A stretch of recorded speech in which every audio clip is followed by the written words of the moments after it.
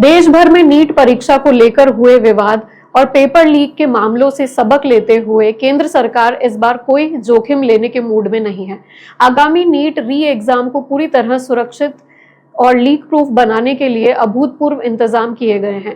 पहली बार परीक्षा प्रश्न पत्रों के सुरक्षित परिवहन की जिम्मेदारी भारतीय वायुसेना आईएएफ को सौंपी गई है। मिली जानकारी के मुताबिक नीट री एग्जाम के दौरान प्रश्न पत्रों को लीक होने से बचाने और उनकी सुरक्षित डिलीवरी के लिए भारतीय वायुसेना लॉजिस्टिक सपोर्ट प्रदान करेगी। सूत्रों के मुताबिक इस बार प्रश्न पत्रों के ट्रांसपोर्टेशन की जिम्मेदारी किसी प्राइवेट कुरियर या सामान्य सरकारी डाक के भरोसे नहीं छोड़ी जा रही है।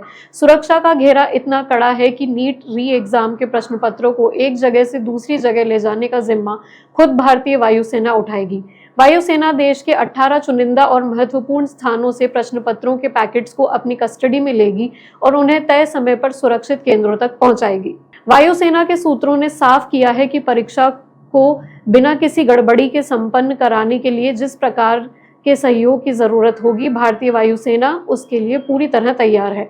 सरकार का मानना है कि पिछले वर्षों में पेपर लीक के कई मामलों में प्रश्न पत्रों के परिवहन और वितरण के दौरान सुरक्षा में सेंध लगाई गई थी।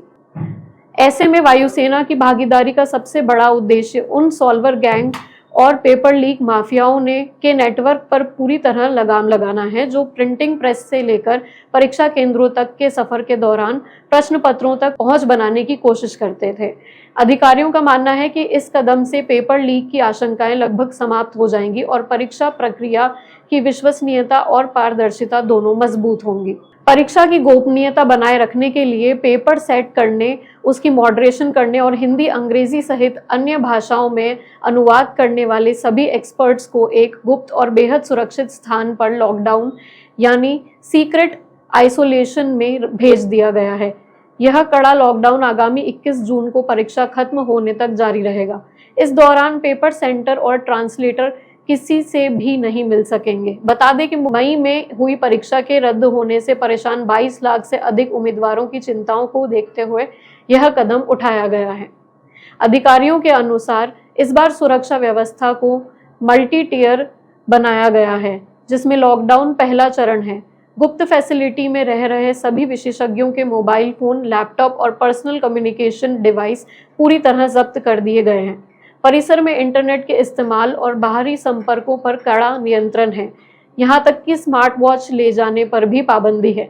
परिसर के अंदर और बाहर जाने वाले हर व्यक्ति की कड़ी मॉनिटरिंग और डॉक्यूमेंटेशन की जा रही है। केवल बेहद जरूरी और अधिकृत अधिकारियों को ही प्रवेश की अनुमति है। ऐसे ही तमाम अपडेट्स के लिए खबर नेशन से जुड़े रहें। खबर नेशन के YouTube चैनल को लाइक, शेयर और सब्सक्राइब करें।